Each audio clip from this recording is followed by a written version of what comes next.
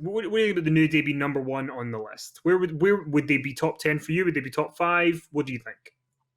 I mean, I suppose in terms of longevity, you can understand why they've been ranked first, and they're an active team now. And there's very much WWE likes to portray what's happening now as being better than the matches or teams or acts of yesteryear. So I absolutely understand why they have been chosen and given pole position, because they're current, and it kind of sends the message to the wrestling public that what's going on now is better than anything we've done before, which we know is not true. But that's the motivation behind New Day being chosen as the best tag team in this company's history. They've been around a long time. I think, they've been really good at times. There's no doubt about that. I thought that they were going to absolutely bomb, and they somehow managed to make this thing work. So I give them huge credit for that. I don't like all the dancing around and, the unicorns and the pancake flinging. I just think it's just dumb. I don't want to see any more of that. In a sense, we talked about this a lot 2 years ago, Kenny.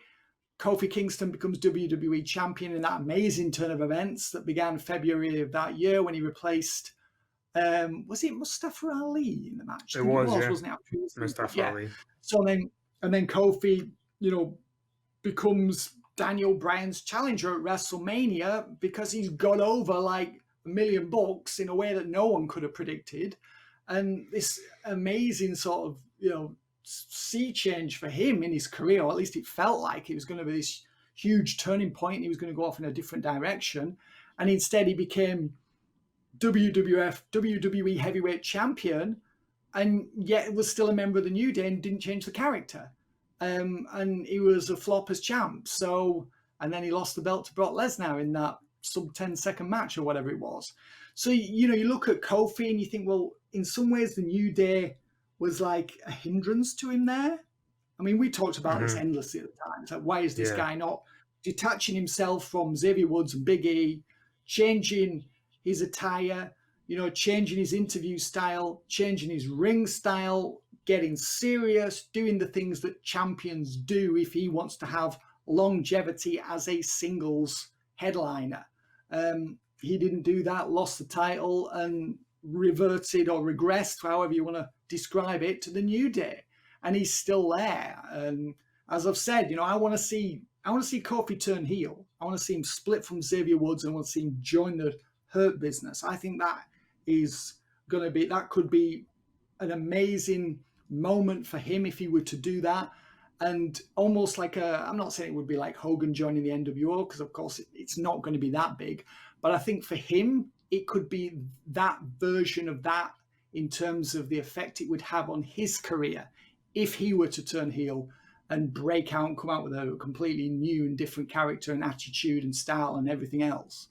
But yeah, I mean, New Day, I couldn't rank them number one, but I absolutely understand why WWE has.